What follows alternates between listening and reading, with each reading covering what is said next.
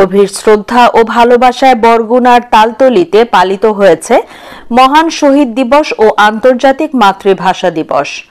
২১শে প্রথম প্রহরে রাত ১২টা ১ মিনিটে তালতলী সরকারি মডেল মাধ্যমিক বিদ্যালয়ের মাঠে শহীদ মিনারে পুষ্পস্তবক অর্পণ করে প্রশাসন সহ সর্বস্তরের মানুষ মহান ২১শে ফেব্রুয়ারির শহীদ দিবস ও আন্তর্জাতিক মাতৃভাষা দিবস পালন উপলক্ষে ভাষা শহীদের প্রতি শ্রদ্ধা জানাতে ২১শে প্রথম প্রহরে শহীদ মিনারে হাজারো মানুষের ঢল নামে। ফুলে ফুলে ভরে ওঠে বাঙালির শোক আর অহংকারের এই মিনার। ফুল দিয়ে শ্রদ্ধা জানান উপজেলা পরিষদ ও উপজেলা প্রশাসন, পুলিশ প্রশাসন, মুক্তিযোদ্ধা সংসদ, উপজেলা বিএনপি ও সকল অঙ্গ সংগঠন। তালতলী সরকারি কলেজ, তালতলী সরকারি মডেল মাধ্যমিক বিদ্যালয়, তালতলী সাধারণ ব্যবসায়ী সমিতি, স্বাস্থ্য বিভাগ, বৈষম্য বিরোধী ছাত্র আন্দোলন, উপজেলা answer VDP, fire service, NGO forum, সাংবাদিক ও সামাজিক সংগঠন। সূর্যোদয়ের সঙ্গে সঙ্গে সকল সরকারি, বেসরকারি, স্বায়ত্তশাসিত প্রতিষ্ঠান এবং ব্যক্তি মালিকানাধীন ভবনে জাতীয় পতাকা অর্ধনমিতভাবে উত্তোলন করা হয়।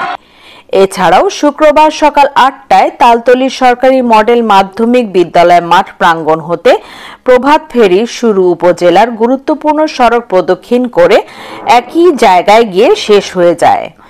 সকাল ৯টায় উপজেলা বিএনপির অন্যান্য নেতাকর্মীরা অসহযোগী সংগঠনের নেতৃবৃন্দ ভাষা শহীদদের প্রতি শ্রদ্ধা নিবেদন করেন।